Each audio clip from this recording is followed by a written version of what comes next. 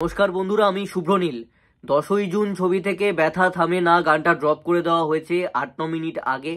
আমি দেখলাম, আমার কেমন লাগলো। এই গানটার জন্য আমার কাছে ভালো দিক রয়েছে, খারাপ দিকও রয়েছে। যদি ভালো দিক নিয়ে কথা বলি তাহলে বলবো সৌরভ দা দারুণ কাজ করবার সুযোগ পেয়েছে, স্পেস পেয়েছে। সেটা এতদিন আমরা অভিনয়তে দেখেছি, এবার আমরা তার একটা গানও পেয়ে গেলাম।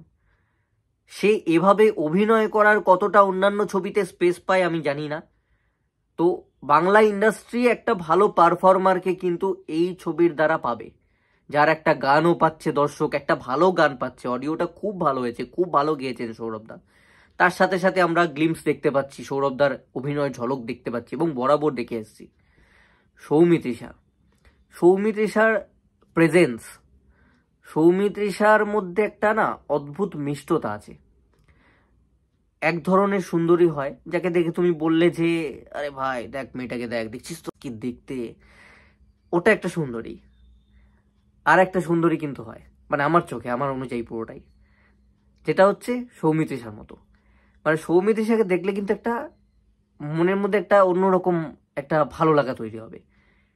দুজনেই সুন্দরী, কিন্তু সৌমিত্রিষার প্রতি একটা রেসপেক্ট জন্মাবে, একটা ঘরোয়া ব্যাপার আছে, মানে ওটা ওনার সঙ্গে খুব যায়। অ্যাটলিস্ট সৌমিত্রিষা যখন শাড়ি পরে, চুড়িদার পরে, এটা খুব ভালো সৌমিত্রিষার সঙ্গে যায়। মিঠাই, মিঠাই যে গেট আপটা ছিল, যে লুকটা ছিল, যাতে এত মানুষ তার ফ্যান হয়েছে যেভাবে দেখে। আমি কাছ থেকে সৌমিত্রিষাকে এই ডিস্টেন্সে দেখেছি, যে লুকে দেখেছি, হয়তো পশ্চিমবাংলা থেকে খুব কম লোকের সৌভাগ্য হয়েছে কাছ থেকে ওইভাবে দেখা। হয়তো আমি অনেক দিন ধরে অপেক্ষা করেছিলাম একটা ইন্টারভিউয়ের জন্য, সেই জন্য ভগবান হয়তো সেই দিনকে একদম সাজিয়ে গুছিয়ে কলকাতা থেকে সৌমিত্রিষাকে দুর্গাপুর পাঠিয়েছিল এবং কাছ থেকে বসে আমি ইন্টারভিউ করতে পেরেছি।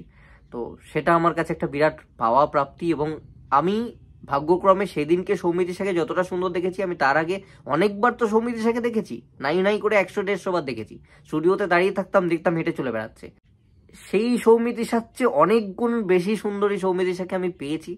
তার তাকানো, তার হাসি, সমস্ত কিছু। এবং কাছ থেকে এতটা তো আমি বসে এর আগে ইন্টারভিউ বা কিছু করিনি, এবং সেদিনকে এতটা সুন্দর ওনাকে লাগছিল।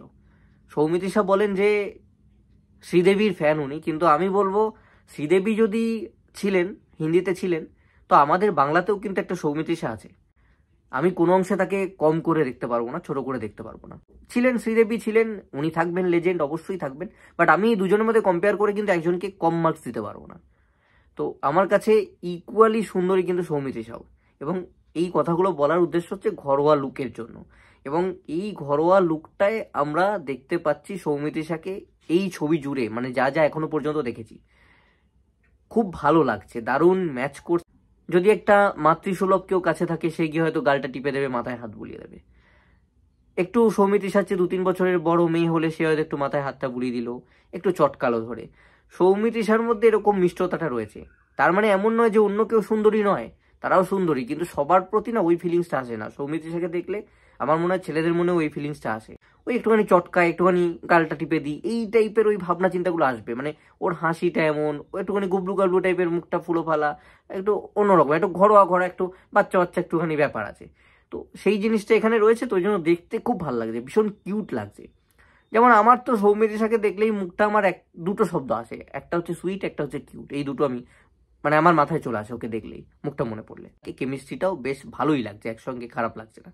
যদি নেগেটিভ দিক নিয়ে আমার কথা বলতে বলা হয়, যত গান, trailer, pre trailer, teaser, pre teaser আনা হয়, এগুলো কেন আনা হয়? এগুলো আনা হয়তো ছবির প্রমোশনের স্বার্থে, বা সিরিজেও আমরা আজকাল দেখতে পাচ্ছি প্রমোশনের ক্ষেত্রে যখন আনা হচ্ছে, তখন নতুনত্ব কিছু তো দেয় প্রতিটা প্রোডাকশনই।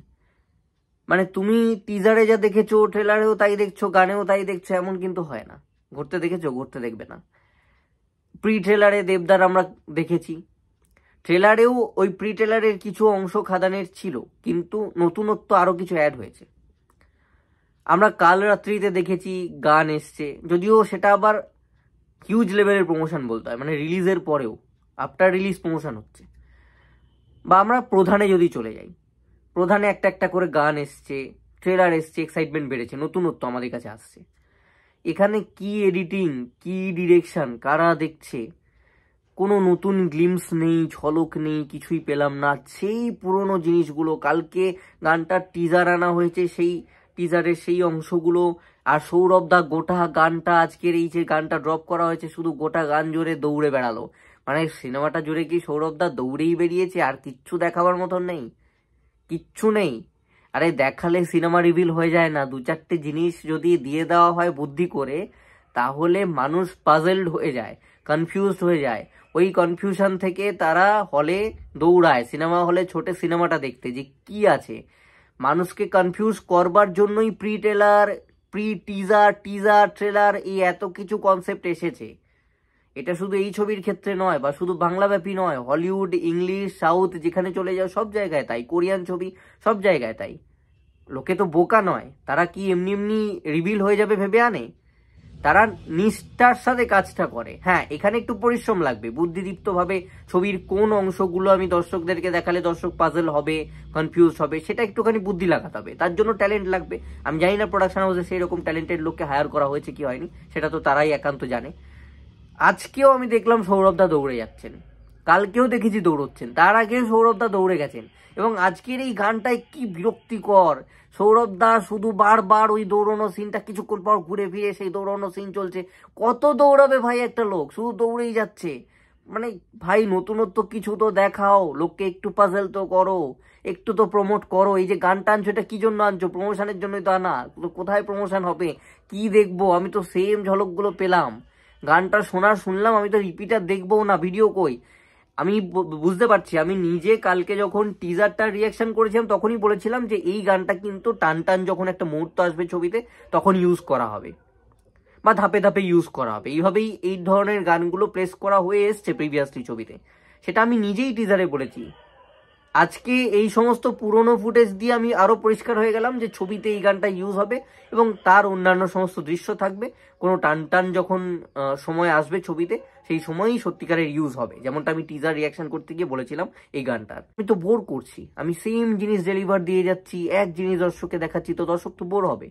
এইটুকু আইডিয়া নেই, এটুকু বুদ্ধি নেই মাথায়, মানে কি বলবো আমি। আমি যত দেখছি আমার ঘা হাত পা জ্বলছে, রাগ হচ্ছে। কি বলবো, আমি এদের প্রফেশনালিজম দেখে অবাক, মানে কিছু বলবার নেই, প্যাথেটিক। আরো নতুন কিছু ডিমান্ড করে। কৌশিক সেন রয়েছেন ছবিতে, অত বড় শিল্পী, তার সেরকম অর্থে কিচ্ছু দেখলাম না, সেরকম কোনো দৃশ্য নেই। ঋষভকে নেওয়া হয়েছে, ঋষভের দৃশ্য কই? যদি তুমি দেখাবেই না ছবির গানের সঙ্গে অংশগুলো, তাহলে তুমি এনাদের কিছু সিনের টুকরো জিনিস এনে তুমি আমাদেরকে দেখাও, যে এই জিনিসপত্রও রয়েছে, এতগুলো চরিত্র রয়েছে, তাদের ছোটখাটো অংশ এনে এনে দেখানো, গ্লিমস একটু তুলে ধরা, তাহলে পাবলিক একটুখানি এনজয় করতে পারে ফুটেজগুলো, ভিডিওগুলো, গানগুলো। কিছুই নেই, সেই এক দৌড়াদৌড়ি জিনিস, সেই সৌমিত্রিষার এক্সপ্রেশনগুলো যা আমরা ট্রেলারে দেখে ফেলেছি, সেম জিনিসপত্র দিয়ে কন্টিনিউ হচ্ছে।